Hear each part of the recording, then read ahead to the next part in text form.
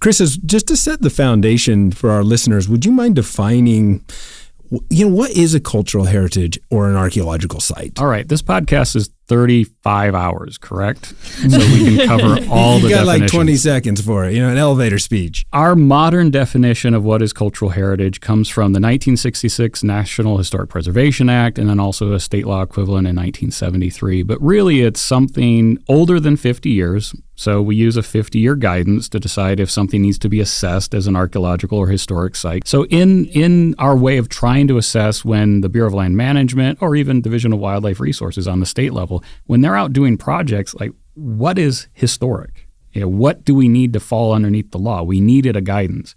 And the National Park Service in the 1940s, they decided that the best idea was 2 generations. So that's long enough to look back in history and figure out, was it important and should we preserve it? So the 50 years has its parentage there. So, ladies and gentlemen, that is where Beyond the 50-Year Rule comes into play and why we have named our podcast this. I'm just excited to know that I am now officially historic and archaeological.